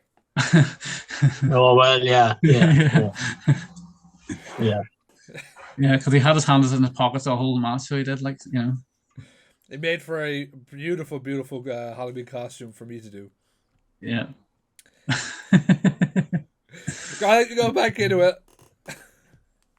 And then so we had then after, so obviously we had that Charles Sterling versus Big Damon match. Then we had the 0121, which featured Man Like the Reese and Omari teaming up against the GYV of the grizzled young veterans between Zach Gibson and James Drake. And what again was another really good match to watch. And Carmo, do you want to take some of this? You know what? If there, like I've mentioned this on all the shows, on all the cards and everything like that. If there's a match you all watching Wolves, that's one of them. I thought it was absolutely incredible. It's a phenomenal match. Two great teams, two phenomenal teams, and they really showed it off there in Wolves. Yeah, hands down, definitely. And then, as I say, next match we had was for the Defy World Championship, which was put on the line by Kenta against Luke Jacobs. As I say, I was really looking forward to this match because I've never seen Luke Jacobs in action before myself. I haven't seen Kenta as being Kenta as such as himself. And this match, again, like all of Kenta's matches that I've seen so far over this weekend, was very, very hard hitting. Extremely hard hitting. And what's kind of funny is that Luke Jacobs gave it back to him as much as he possibly could. Really, really hard hitting. Luke Jacobs was an incredible talent. And throwing him in there with Kenta, I just think was perfect, especially putting the Defy Championship on the line in OTT, in Wolves. Just made total sense. Great match. Phenomenal match. Yeah, definitely. And as I say, then we moved on to the women's tag team match, which was then between Millie McKenzie and Session Moth versus Kanji and Emerson Jane, which, as I say, was a very good match, I thought myself. And as I say, like obviously Emerson Jane, she was at was it the Wrestle-Rama show she was at as well? Part of the gals. Yeah, that's it. And as I say, seeing her again there was very, very, very impressed seeing her in action, actually, to be honest, because that's only the second time I've ever seen her in action. And as I say, she performed very, very well. And with mother and daughter as such, Session Moth and Millie McKenzie as such, I thought they performed very, very well. Obviously, Session Moth, we knew kind of going in with an injury into this match, which obviously, as I say, would obviously briefly touched on it, the fact that was why the match against Debbie Keitel didn't go ahead as planned for the 9th anniversary show on Dublin. Carmo, do you want to take some of this as well? You know what? Even though it's a tag match, the individual performances from each woman in that match was absolutely unbelievable. Very impressed with a lot of them. I've seen a lot of Emerson Jane. I've seen a lot of, obviously, Session Moth Martina. Haven't seen much of Millie McKenzie. I don't think I've actually ever seen her live. Maybe seen her once live. Yeah. And who was the other? I can't remember the other one's name. Kenji? Kenji, yeah. Kenji, yeah. Yeah, Kenji was my first time seeing Kenji as well, even wrestle, and she's incredible. Very, very good wrestler. Yeah. It was a very good match indeed. And then we moved on to, let me see, is that the last match? Who did we have? Yep. So and then we moved on to the main event of the evening, which was Trent Seven versus John Moxley, who definitely was there in the building. This I've watched now, so I can they can hear my voice now. Yay! This was so fucking brutal. Like, holy fuck! The skewers, the fucking door, the breaking the door to fucking stab him in the head. Like, they went around the fucking arena. It was fucking brutal. And I want to give one person fucking props for this, and that's Simon Hill, who we've had here on the 5Marks before. We've interviewed him. He had so many great fucking calls that night. There was one, I can't remember the full-on quote about like it being X amount of left time waiting to get Moxley's finally here. But one of the things is like the fans for a lot of that match were on their feet, and one of his calls was, you would swear this was standing room only because no one was sitting down. Everyone was up to fucking watch John Moxley, Trent Seven, and yeah, it was fucking, again, you talk about like the Be Cool match being brutal and you have to watch it. That one was not as brutal, but still fucking just cringeworthy in terms of what was done with skewers, with fucking doors. Instead, it was yeah. Yeah, definitely. And as I say, I thought really good, really good match. Really, obviously, it's very different to what OTT fans are used to seeing, and that. While Carmo was having some difficulties the way Technical Wolves did. difficulties, we're back. Carmo was his camera was drunk there. He just couldn't stand up no more. Oh, is that well? Yeah, just wouldn't stay. But yeah, as I say, I thought the match, I say very hard hitting, very on OTT type of a match for those who aren't really into those types of matches, because you don't really see too many of them on OTT as much, which sometimes you can kind of see why. But as I say, I really enjoyed the match itself, and as I say, I thought the fans finally getting to see Moxley on OTT was probably one of the biggest things they could probably ask for, especially over the last 3 years, and that from whatever has happened. And the fact that you can sort of see obviously the fans took to him, sort of thing, and obviously the whole, they want them back, and I want them back because I want to see him for the first time as well. So, but sort of thing. So yes, as the fans in Wolves and Dublin both said, please come back.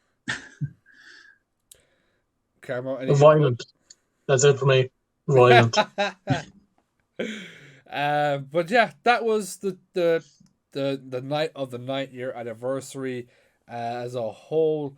As I said, I thought, look, it wasn't for Dublin. It wasn't the best show they've ever done. It wasn't the worst show. It was like slap bang in the middle. So, OTT 9th year. I can't wait to see what to do for the 10th year.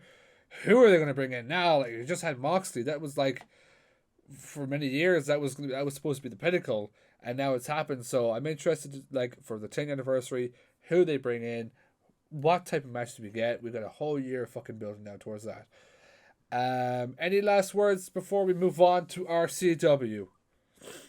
No, I don't think so. Just as you mentioned there about the 10th anniversary, we've seen how big most of the anniversary shows are, and obviously Scrappermanias are obviously their second biggest show. I'd probably say the anniversary sometimes gets a bit more of a favour than Scrapper. But for 10 years, for that 10th anniversary, God only knows what they have in store for us. And I cannot wait for it. Even though it's a year away, I cannot wait for it. Yeah, it's the same. I think with it 10 years being, kind of a big milestone for them, you would imagine that they would be pulling out, all the stops for that one as well, type of thing. Maybe not trying to rely too much on bringing someone massive over as such type, but at the same time, sticking to the ones that they still have on the card as well, because that's what it's more about them. But obviously, it's always nice getting at least one, maybe two big names, and where you can do maybe like the whole meet and greet type of thing and stuff like that, with them again and things like that, because that always seems to go down well with the fans who travel for the shows as well. So if they don't bring in Ty Dillinger to make it the perfect 10 for the 10th anniversary show, then they're missing out. Joe, what actually would be cool is if they kind of took, obviously most people that were on OTT over the last 9 years are signed to your likes of WWE, AEW, New Japan, so on and so forth. If they could get some of the talent that we've seen in OTT, but maybe we haven't seen in a while, because a lot of those talent that were on pre-COVID, we haven't seen since. Yeah.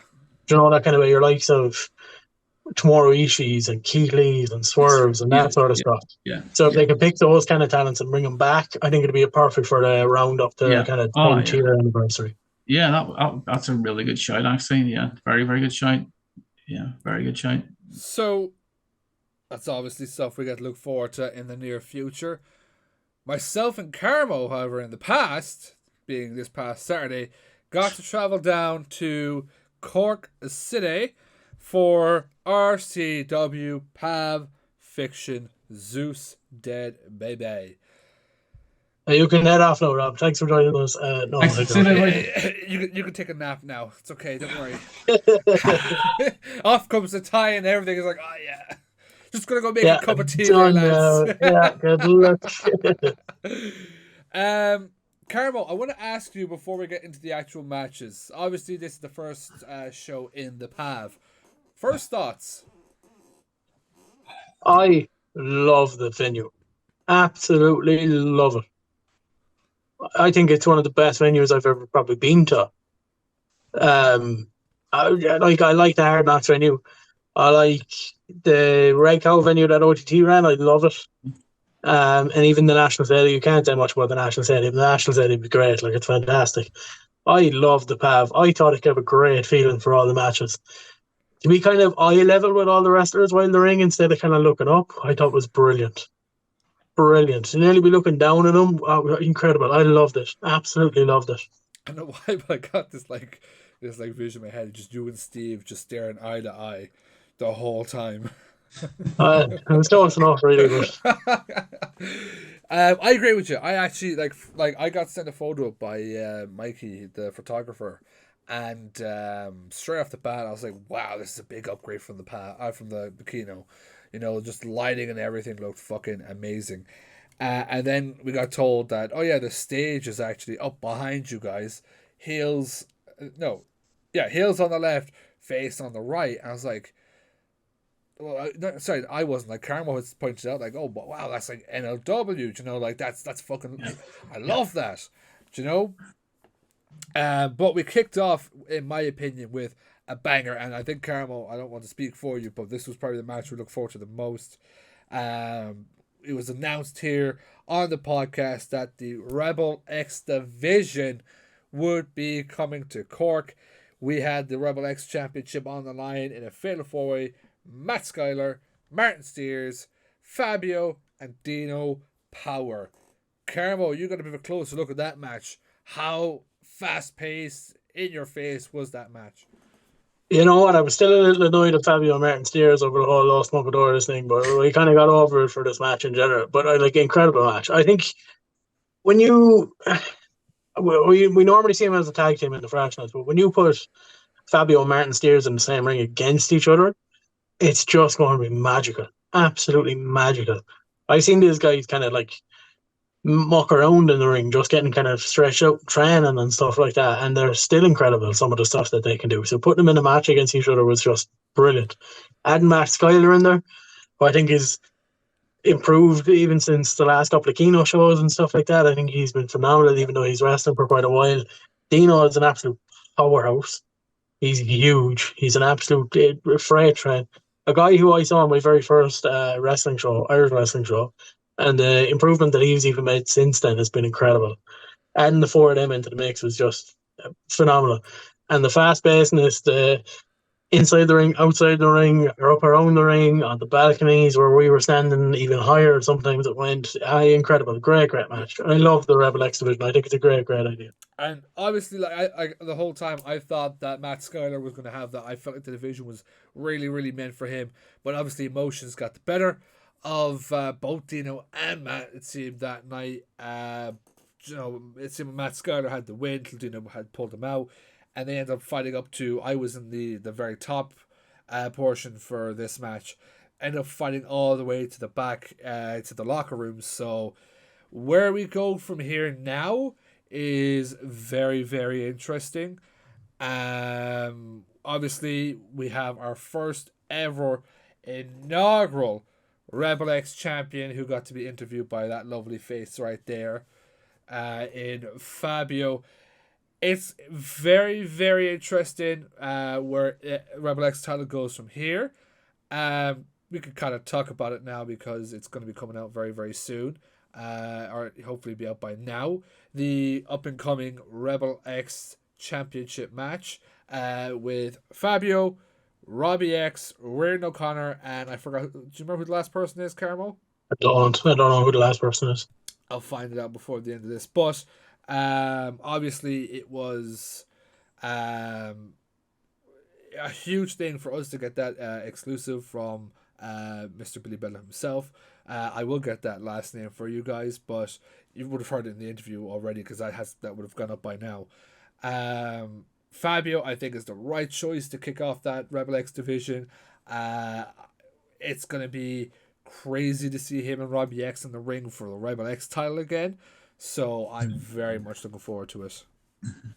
Yeah, as well as that, I don't think Martin Steers is out of that picture yet. I reckon he will be back for a shot at that title.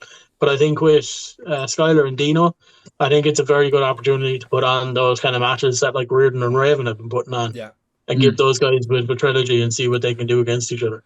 100%. 100%. Carmo, I'll let you take this one while I just go not go find out who that last person is. I swear to God, we're professional here. We remember things. With What was the next match? I don't remember the Anita next match. Vaughan versus Danny Luna. You know what? It was actually an incredible match. My first time properly seeing Danny Luna in the ring, I suppose, really. Where else would I see her? But seeing her live, especially, incredible performance from her. And Anita Vaughan just gets better and better and better and better and better and better and better. Very, very good match. Andy Steele might have gotten involved more than once, maybe where he shouldn't have, and wasn't he wanted or anything like that. But I think overall, for the two of them, for the match that they put on, phenomenal. Absolutely phenomenal. It's great to see Anita getting those kind of challenges, especially in RCW. I don't want to say her home promotion, but one of her big promotions that she wrestled in, obviously Fight Factory being the other one in OTT. But yeah, phenomenal match.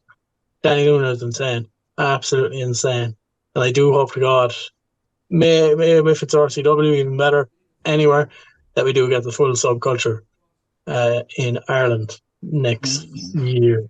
Would be nice. What would you think about seeing subculture in Ireland next year, Rob? Yeah, I've as I say, I've seen Subculture obviously on the Wolf Show of OTT. There, not that was a couple of months ago. It would have been now. Probably might have been the anniversary. Might have been it was either the Scrapper or it might have been Christmas. I remember seeing them at Wolves, but they were really very very good.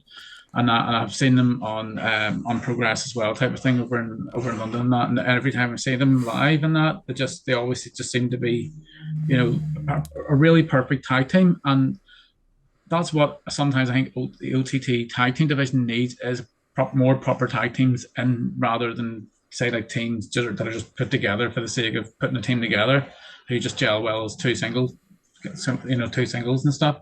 But I think if they were brought into the Irish wrestling scene as well, and that, I think it would be good for us fans seeing them as well. And that, because they do put on stellar matches. I mean, we've seen that. I think that's actually against the Freshness. They actually had a match with in Wolves. It was, I think, yeah.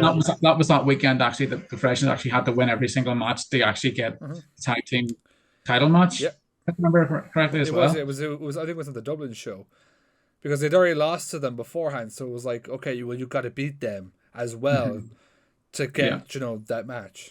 Yeah, that's right. Yeah. Martin, your opinions on seeing Danny Luna and the possibility of seeing subculture in Irish wrestling? So, like, again, another confirmation that we got that subculture will be coming to RCW very, very soon. I don't know. I felt the match was very off, to be quite honest. Like, I feel like we've seen like a very different Nita Vaughan in OTT and Hard Knocks. A very strong, does it herself Nita Vaughan. And I felt like I went into that hoping that would be a very good match between two fucking, strong female wrestlers. And I felt like with the adding of Andy Steele and, and the whole, all the stuff going on and distractions and interferences and, all that really took away from the match. So it was okay. It wasn't like the best match I've ever seen, but I just think that's because we see a very different Anita Vaughan elsewhere, that I just couldn't put myself back into that Saviors Anita Vaughan type style. So, it was all right. Do you think it could be a story build for possibly Saviors versus subculture? What we saw at the end, definitely could be a Saviors versus subculture match towards sometime in 2024. Hopefully, anyway. All going well. But we're just going to segue real quick for you lovely people. We'll be back in just for you guys in 2 seconds. Progress. We are I don't say stuff like that. No, I'm only joking. Sorry. I can disrespect everybody if I want to off the camera. No, joking. We are back just because I had to go find out again who that last person was. December 8th, RCW, Robbie X, Fabio, Martin Steers, and Reardon O'Connor for the Rebel X Division Championship. You heard it here second. Technically speaking, yeah, after the Billy interview is already up. So, Yeah. But we move on then to the next match, which was my dream match I never knew I needed till it was announced. Steve fucking Savage versus Tucker with Myla Grace at ringside. I thought this was a very, very good match. I again, these are two of my absolute favorite heavyweights going at it. You really can't give them their own weight, like not doing like wrestling type style class, because they're good in so many fucking departments, like the wrestling, the technician. They could be high flyers if they wanted to, and what I'm very interested in is the ending with Myla Grace hitting Steve with a low blow, Tucker turning heel, which means we could see Tucker versus Steve 2, or maybe some sort of mixed tag team match. Carmo? Yeah, Steve Savage and Gattacini against Myla Grace and Tucker. You heard it here first, people. Yeah, exclusive on the 5Marks podcast. That's not actually happening. You can't put Gattacini No, in it's the not, same it's ring not. with Steve Savage. You would just eat him alive. Yeah, pretty much. Do you know what as well? I will say there was a bit of a moment where Tucker hit a swanton on Steve. Seemed to catch him very, very heavy, which might have injured Steve as well coming up to the end of that match. So I don't know, was that a full Steve Savage that we got to see in that match? So I reckon if they went again, I reckon we'd get full bull both men going completely at it as well. And an angry Steve Savage is a guy that you don't want to deal with. 100%. Next match was the match. They had the first match at Hooked on a Feeling. Reardon won. You had the second match at Let's Go to Work. Raven won. You needed the rubber match. You needed that decider. Reardon O'Connor, Raven Creed, last wrestler standing. And for this match, I had to walk down to see this a lot closer and a lot better, because I have loved this rivalry. It was brutal. It was hard hitting. There was ladders. There was chairs, kendo sticks involved. There was a fucking helicopter, which I said this on another podcast, but that I hope to God the sound is justified on the VOD, because when Raven was doing that helicopter with the ladder and it smacked Reardon's face, oh my God, the sound of it. Like that. Just for context as well, like there wasn't actually a helicopter. Martin did actually mention the helicopter on the head with the ladder, because when he did mention helicopter, I was going, where the fuck was the helicopter? There was I didn't see a fucking helicopter. Chopper inside that building. Raven was going crazy. She was... It was, oh my God. But no, that match was... They really had to figure out a way to one-up what they did at Let's Go to Work. And I felt like they did it. I really enjoyed Reardon versus Raven 3. Of course, that fucking prick Chris Connolly gets involved. What they had to say after that, you can find out very soon with a backstage interview we got with Reardon O'Connor. So look forward to that. Carmo, what did you think of the trilogy? Incredible match. I was there for the last match. I wasn't there for the first match. I know you were. But I thought our last match was phenomenal. It was a match of the night for that show for me, and that included LJ against Mark Andrews, which is a big match to try and go on. And I thought they pulled it off again last Saturday. I thought they had match of the night again, and it was just incredible match. They went from strength to strength to strength. There was one stage where they did a spot off really on the balcony. I was literally standing right beside them. I was fearing for my life, let alone their lives. So it was incredible. A really good match. Chris Connolly's an absolute prick. I'm just going to say it here now. And that's all that needs to be said about him. But yeah, really good match. I'm actually sad that it's over now. I would have liked to see maybe one more. But I think they ended it on a good way. A good way. 100%. Look, I said my biggest pet peeve of it was, I felt like it should have been pushed to the next show. I felt like it was that big. It needed one segment to just build up the whole thing. But the match was perfect. All three, each match stepped up from the other. And when we do our best of 2023 episode in a couple of weeks, which that is crazy to fucking say, that is rivalry of the year, hands down. Yeah. Nobody comes close. Ryan O'Connor, Yeah. Raven Creed. Go check out my promo I made for it. Bang bang. But we move on then, intermission, and we have a stack of tag team matches to go through. Actually, before we get to that, Carmo, after that Rebel X match, who decided to fucking show up? Who decided to show up? Who was on commentary? Oh, they're only the best. Not only the most legitimate tag team in all of wrestling, but the best tag team of all of wrestling. The Stepper Manos, Galacini, and Axel Jarrett. Do you not feel like they've got a massive ego? I mean, like, they came out in their Titantron and said new RCW tag team chat. They lost, so clearly they paid for that to be made. Yeah, you missed the part. You missed the part before that where it said the future RCW champions. I don't think that even was there. You know, we'll agree to disagree, but look, they were on commentary with the one and only Luke Barry, but we came back from intermission with a fucking phenomenal announcement. Obviously, last year the Cork Wrestling Hall of Fame started up.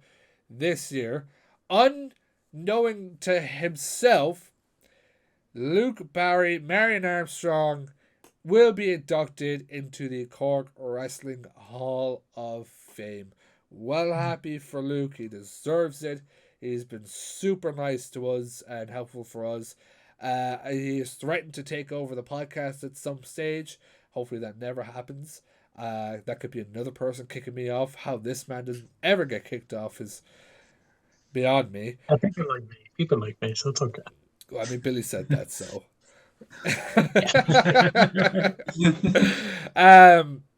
It was a great moment, and I hope to God that I get to be there when he's inducted.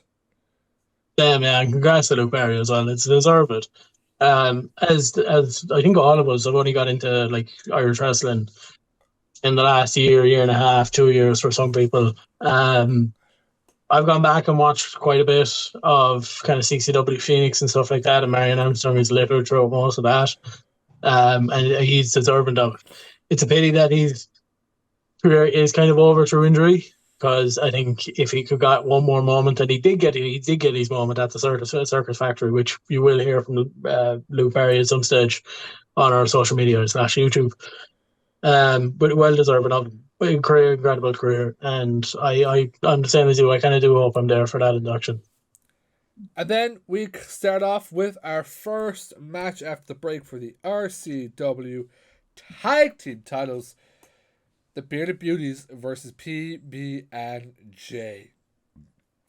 Hilarious match. So fucking entertaining. Justy is just on another level. Sorry, Carmo, will you do the honors for me, please? Justy! We're keeping that gimmick alive. It was so funny. The fact that the lads had to do rock, paper, scissors just to see who was going to start the match was hilarious. For Phil to just be like, oh, fuck, it's me. Was brilliant. The crowd interaction as well. I don't know if you heard it, Carmo. But there was one point in the match, the lad beside me shouted up like, ref, that was a closed fist. That's illegal in wrestling. And Justin just turns and goes, there's going to be a lot more closed fists where that came from. So just absolutely brilliant. Carmo, what did you think of the match? Two incredible teams, you know that. And like PB&J have so much experience. And to still bring out that comedy side, while still in the second half of that match bringing out the pure serious side and being going for that match and going for the victory and going for those titles, it was incredible just to see the two of those tagging up. And then obviously the Bearded Beauties, powerhouses as well. Like JDP is a monster, and then Butch has that bit of technical ability about him, and it just made up for a great tag team match. And the way it came off and the way the crowd interacted with it as well was absolutely perfect. Great match. I felt like Butch stood out so much in that match. I know for a lot of it he was on the defense, but I think just with taking the beat and stuff like that and fucking firing back, he really stood out for me in that matchup. And JDP, oh my god, he scared the ever living shit out of me. There was a spot with I don't know if you got to see it where he did the clothesline to the outside. I think it was it Justy.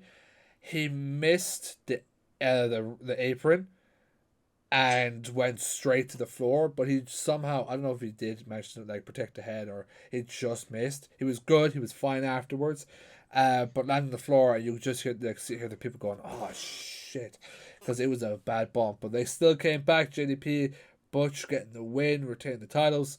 So where they go from here, can't wait to see with that.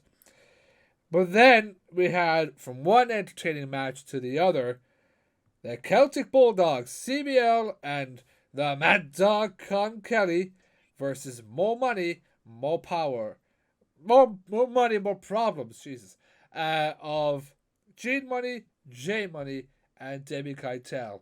Probably my favorite entrance in Irish wrestling right now. Yeah, very, very good. Very, very good. One thing I'll take from this match is that More Money, More Problems seem to be kind of well connected from the get-go. Yeah. It seemed to kind of be in tune with each other and kind of on the same page and stuff like that. Whereas it seems like the Celtic Bulldogs still have that kind of bit of grinding to go through before they get there. There was kind of a few, I won't say mistakes throughout the match that they had, but Con Kelly got a little bit distracted kind of during the match, which I think kind of led to their kind of ultimate demise, that kind of way. But I think More Money, More Problems were really kind of a tight knit, knew what they were doing, and kind of went over strong, really. 100% agree with you. 100%. Like, he got distracted many times between, whether it be with G Money or with Debbie Keitel. My favorite spot was at the very beginning was J Money being like, I'll deal with the bull guy. You do all the dog stuff. He's like, I'm not a fucking dog. And then the two of them have a fucking bark off, like back off, yeah. Fucking absolutely brilliant. Very entertaining match. Can't wait to see what these two teams do for the rest of RCW. More Money, More Problems.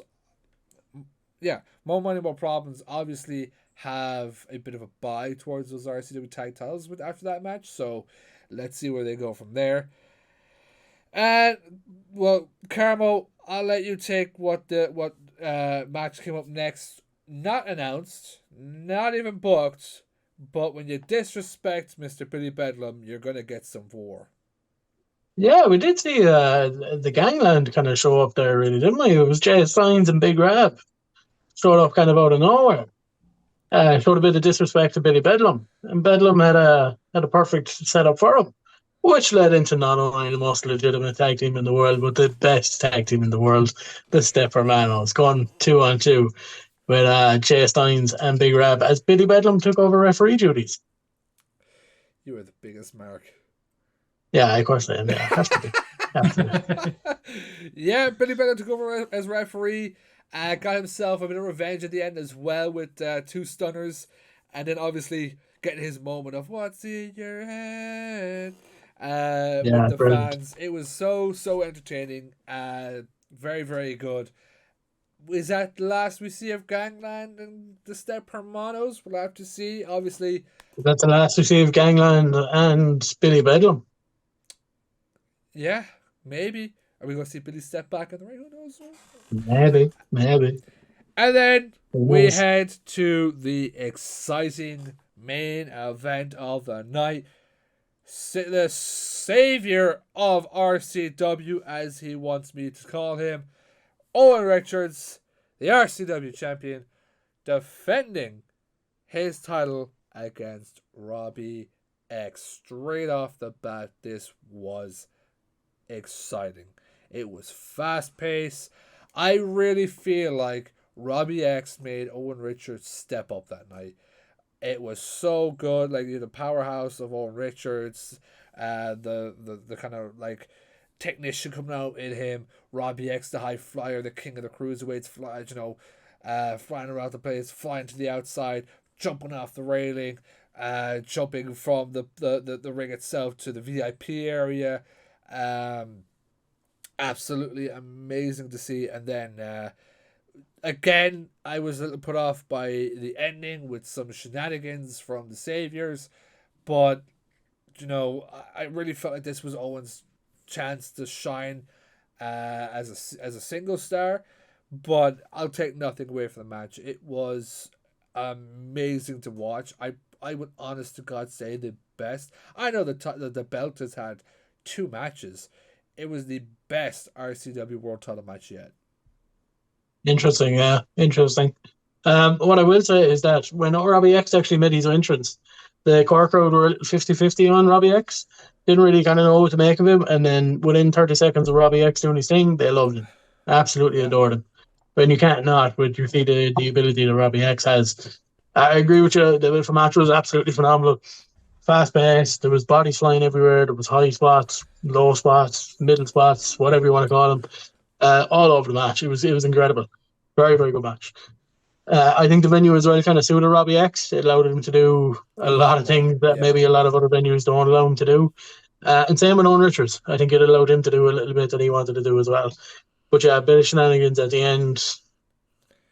Yeah, whatever it is. But yeah, no, good match. Really good match. Was impressed with it. Really, really good match. And then at the very end, as we all know, it was Robbie X was handpicked by Owen Richards because he wants the best of the best to step up for his title. He feels like nobody in Cork or Ireland are good enough for his RCW World title. He put out the challenge for Eric Young. We know Eric Young will be there December 8th, and now we can know what he will be doing. As confirmed on the interview with Billy Bedlam, it is happening. Owen Richards, Eric Young. We know the Saviors are going to be there. Could we maybe see some form of one person, maybe of Sanity? December 8th, we'll have to find out and see what happens there. I'm all excited for it. Carmo, interested in the challenge? Very much so, yeah. I think it's a perfect thing for Owen Richards as well. I think, like we talked about it there with OCT as well, where like obviously LJ Cleary had to step away. He's gone to Noah now, everything like that. He's gone. And then I think Owen Richards taking the title. I was one thing that surprised me. I don't know if it was the same for everyone else, but I think seeing that defense that he had against Robbie X, which was very, very good, I'm very excited to see what he does against Eric Young. Eric Young is a phenomenal talent. I saw Eric Young in Limerick, believe it or not, of all places, about a year ago. And he's phenomenal live. You could see it on TV. He's even better, but he's not going to be an easy task for Owen Richards, even with the Saviors there or not. So, thoughts of the whole show? Very, very good. I was actually very, very impressed with it. There was a thing for some reason that it was kind of the opposite now to the OTT. I was very invested in the first half. I thought the first half was very good. And then I just kind of like, I don't know what necessarily happened, but I was kind of, I don't know what the right word is. I was kind of taken away for the second half, Joe. That kind of way. I lost my spot in the crowd where I was like literally up against the Manister and I could see everything.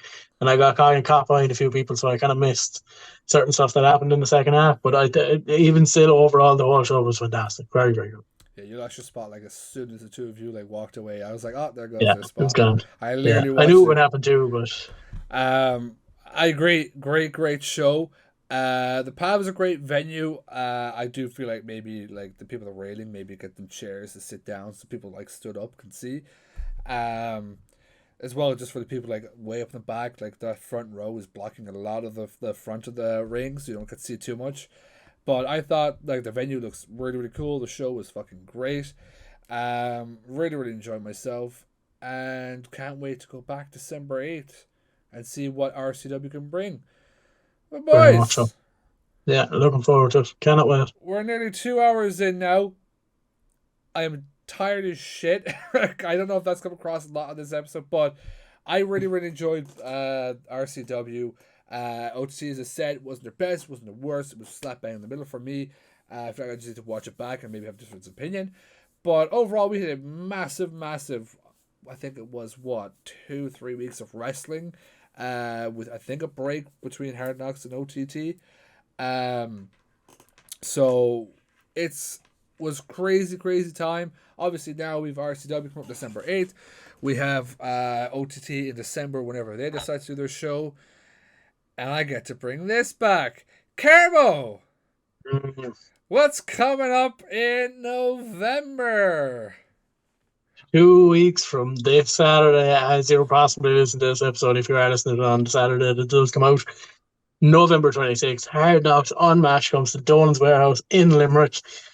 €21 per ticket. It's going to be a great night out. Show starts at about 5:30, finishes at about 8:30, 9 o'clock at the latest. You're still going to be home nice and early for Monday morning if you have work. And if you don't, a few points afterwards, all is well and merry.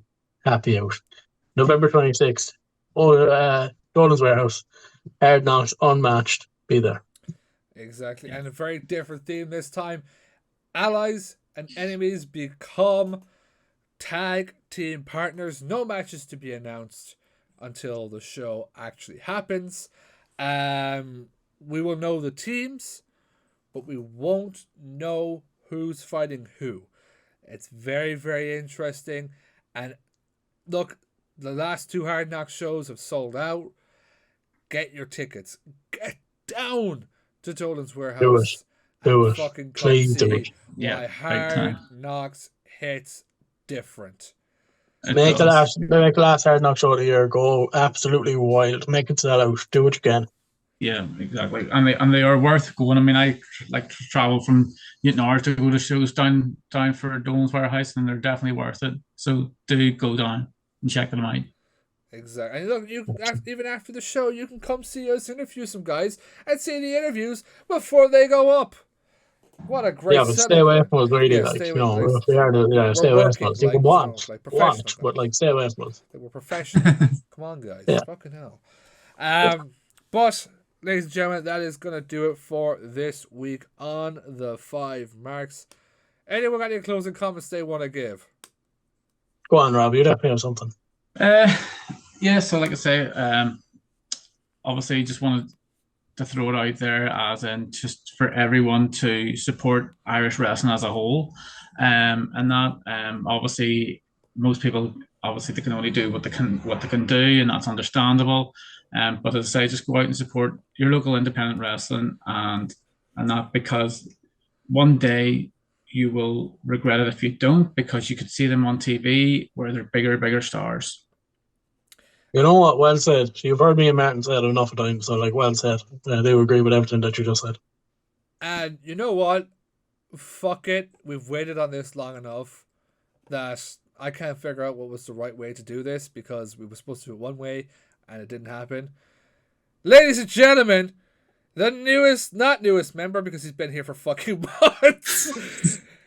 Welcome to the Team Rob Gold. Yeah. Thank you very much. To be fair, I'm not taking the moment away, but if people haven't realised it by now, what's going on? Like, this is worse than the Lost Muppet situation. Like, if you guys want to pull back the curtain a bit, then I should have kept these on just to say that it wasn't me. And then who's this guy? That's not Rob Gold.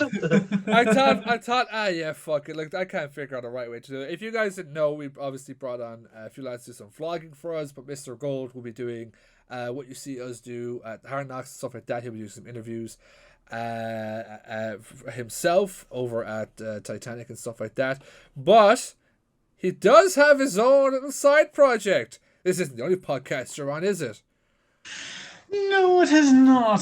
So as I say, I do have, as I say, the one that's called basically the Golden Nugget, which basically is just basically a football and wrestling chat, which is basically, as I say, it is what it is on the ticket as such.